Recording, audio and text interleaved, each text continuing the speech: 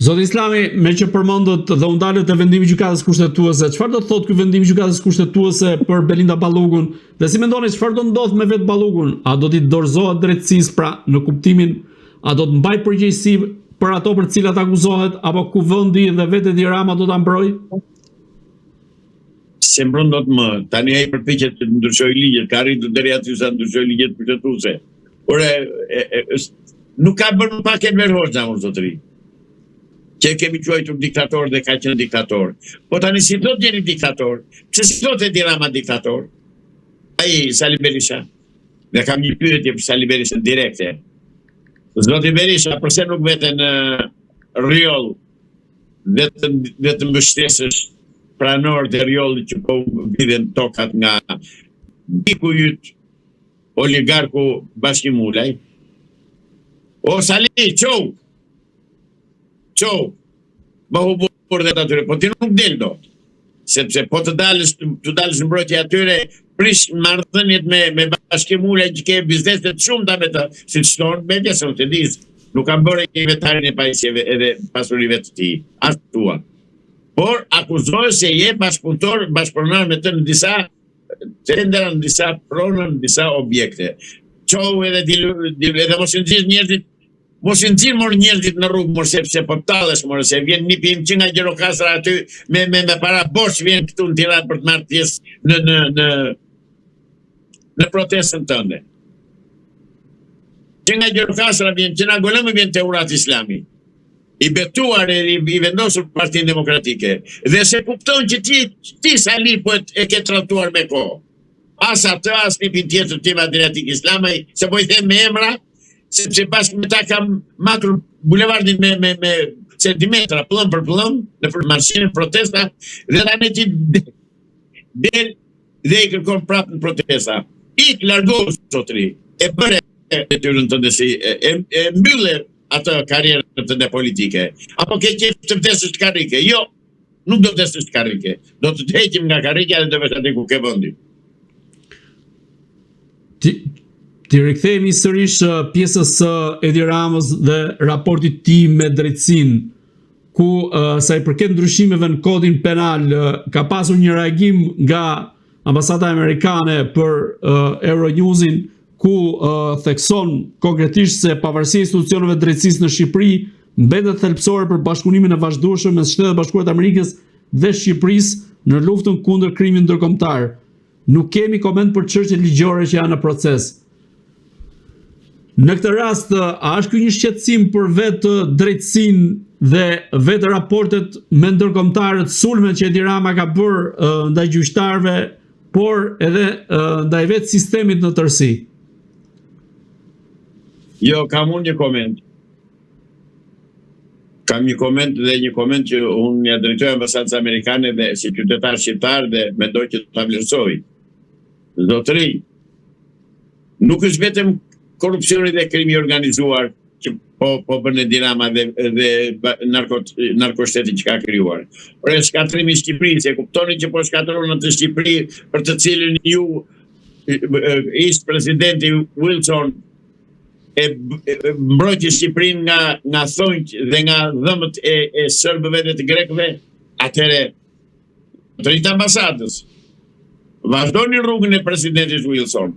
Na mbroni, se porohemi si kom dhe si shtet. Ju lutem na mbroni. Nuk i narkotikët ata që po e shkatrojnë Shqipërinë, ka shpopullimi i saj. Zoti Islami, si mendoni çfarë do të ndodh me Belinda Ballugun?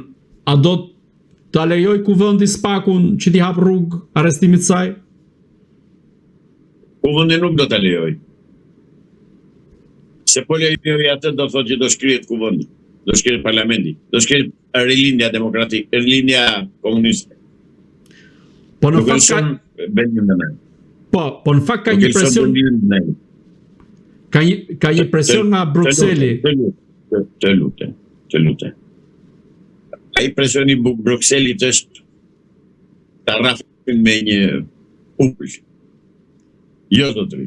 Presioni Brukselit është i tillë. Ose bëj si Edi Rama, ose shkëpusim marrëdhënien dhe mund të tërheqin ambasadat të dërgojnë vetëm në një të dërguar në një profesor kështu të rangut të tretë. Vetëm ashtu merr vesh Edi Rama. Dyse nuk merr vesh Edi Rama. Thotë ka mirë me europianët. Po këtë gjë si që kanë bërë Shtetet e Bashkuara të Amerikës që nuk kanë lënë një përfaqësues zvendës ambasadore në Tiranë dhe nuk sjellën ambasador të jashtëzakonshëm dhe fuqi plot. Fakt, kuptim plot që Amerika nuk është me Edi Ramën, nuk e do Edi Ramën, nuk e shef dot dhe i ka treguar vendin. Dhe besoj dhe shpresoj që sa më shpejt Edi Ramën, Shtetet e Bashkuara të Amerikës do ta shpallin non grata. Ndërkohë, po ditën e sotme ambasadori gjerman ka qenë në SPAC ku ka deklaruar se lufta ndaj krimit organizuar mbetet thelbësore për integrimin në Bashkimin Evropian dhe ka takuar edhe kreun e SPAC-ut Claudian Braun. Si mendoni, a janë të lidhura këto dy ngjarje ku nga njëra anë ambasadori gjerman takon kreun e SPAC-ut dhe ndërkohë Edi Rama nuk është i ftuar në konferencën e sigurisë në Myni? Absolutisht që po. Ambasadori gjerman është në unison me ambasadën amerikane në Tiranë dhe është në unison me politikën e presidentit Donald Trump në Shqipëri. Dhe ambasadori gjerman sot në kishtë unë e shikoj që i ka nxjerrë dhëmbët Edi Ramës. I ka thënë, zotri, qërou, ik nga pushteti. Po SPAC-u, zotri, është drejtohet nga një komunist. Dhe është vështirë që ai të marrë vendime, se s'ka dhe këllqe që të marrë vendime të tilla, duhet burë me këllqe atje. E dikush duhet që drejtori SPAC-ut, duhet isha vetë, i rregulloja unë, bëshin apo të bëshin arrestimet. Po këta janë të pleksur me miqësira, me biznese, me marrëdhënie, me prona, me interesa, me dreq, me të mirë, dhe prandaj vinë rrotull dhe kërkojnë të gjejnë gjithnjë nga një të qartë për të vazhduar të qëndrojnë në pushtet. Zoti Islami, si e shikoni faktin që kryeministri i Kosovës Albin Kurti ka marrë pjesë në konferencën e sigurisë në Myni dhe mungoi Edi Rama? Në këtë rast, ku qëndron Albin Kurti dhe ku qëndron Edi Rama? Albin Kurti zotri është një burr shteti, ta dëgjojnë dhe ata që janë në Kosovë. E thash dje në një intervistë në një nga mediat kosovare që kam respekt për të thënë se nuk e njoh mirë punën e tij dhe politikën e tij. Albin Kurti është burr shteti. Albin Kurti pushtetin për të tretë votuar qytetarët kosovarë. Në Kosovë rezultati i zgjedhjeve jepet brenda 24 orësh. Në Shqipëri rezultati i zgjedhjeve deri para pak kohësh kontestoi, që nga 11 maj. Pra Albin Kurti bën shtet, ndërsa Edi Rama shkatërron shtet. Dhe të vësh atë pyetje se kush është më lart, Edi Rama apo Albin Kurti, Edi Rama është në atë grupën e hënës në Filipine, është një thellësi 11.000 metra në fund të detit. Atje është Edi Rama, ndërsa Albin Kurti është në qiell. Në këtë rast, si e shikoni figurën e Albin Kurtit në raport me ndërkombëtarët, duke qenë se shpeshherë është akuzuar për kundërvënie ndaj faktorit ndërkombëtar, po duket se ai po respektohet më shumë? Ai ishte kundërvënë në faktorit ndërkombëtar për interesat të Kosovës dhe ka bërë gjë më të shkëlqyer. Ai është burr shteti që mbron interesat e vendit të tij. Çdo më thënë kjo, po nuk është Edi Rama i heq breket para evropianëve, jo. Jo, por jo është burr shteti ai, se bën atë ai. Po që në kundërshtim me interesat e vendit dhe të shtetit të tij, nuk u bindet hinen përpjet evropianët. Po mund ta vrasën, mund ta pushtojnë, po ama nuk i trajton interesat e popullit të tij. Zoti Islami, si e komentoni faktin që një nga njerëzit më të afërt që ka pasur Donald Trump, Richard Grenell, është pothuajse i përjashtuar nga radhët dhe rrethi i ngushtë i Donald Trumpit, ndërkohë që Grenelli njihet edhe si njeriu i Edi Ramës. Në këtë rast, a mendoni se vetë Trumpi nuk i do njerëz të tillë të cilët mund të kenë lidhje të tilla siç është rasti i Grenellit me Edi Ramën? Shiko, presidenti Amerikan ka informacione pafund nga struktura të specializuara, besnike, të devotshme dhe të besueshme, dhe përpasoj informacionet që ka dhe vendimet që merr në bazë të informacioneve që ka. Dhe presidenti amerikan e di mirë kush është Grindelli, ai që mbështeste ndarjen e coptimin e Kosovës, këmbimin e territoreve, është ai që i injektoi Hashim Thaçit dhe Edi Ramës atë Open Ballkanin, e to presidenti amerikan i di dhe u ka treguar vendin atje ku e kanë.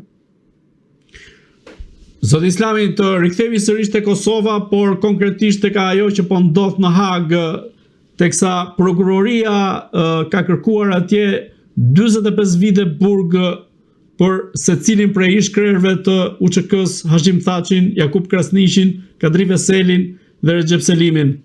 Ju si e keni parë këtë lëvizje të prokurorisë në këtë rast, nisur edhe nga deklarata juaja që ka bërë shumë bujë se Hashim Thaçi ka pak 45 vite?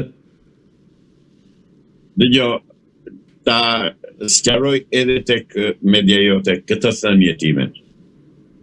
Kam thënë kështu, në qoftë se partia e Hashim Thaçit ka kryer veprime, ka kryer vrasje të kundërshtarëve të tij politik që është LDK-ja në Kosovë. Patjetër që duhet të dënohet edhe duhet të marrë maksimale. Në qoftë se nuk ka kryer veprime vllavrasje, domethënë në Kosovë, si të bën komunistët shqiptarë në 43-44. Në qoftë se ka luftuar vetëm kundër serbëve, Hashim Thaçi duhet të dalë urgjentisht nga burgu dhe të shkojnë në Kosovë dhe të shkojmë të tërë dhe të ati urojmë mirëseardhje. Ky është qëndrimi im me Hashim Thaçin dhe me luftëtarët e Kosovës, sepse është keq interpretuar dhe është keq përdorur deklarata ime dhe nga shqipfolës që flasin këtu dhe në ndonjë media private dhe më akuzuar mua se kur isha kundër luftës, kundër UÇK-s dhe kundër luftës, nuk pse vërtet do të ri. Unë jam ai që bashkë me 15-20 veta organizuam dhe realizuam protestën e parë të marsit të 1998-s, fill mbas vrasjes së Adem Jasharit, ne organizuam protestë në qendër të Atinës përpara ambasadës së ish Jugosllavisë. E të tjera që s'ka nevojë që t'i them këtu se i keni në media, i keni parë. Pra, Hashim Thaçi zotëri dhe të tre të tjerët do presim, si ai dhe ne do presim verdiktin e gjykatës. Aktualisht ai prezumohet i pafajshëm, ai dhe katër të tjerë. Katër udhëheqësit e Partisë Demokratike të Kosovës, jo të UÇK-s, Partisë Demokratike të Kosovës, sepse UÇK ka pasur shumë udhëheqës, s'ka pasur vetëm këta.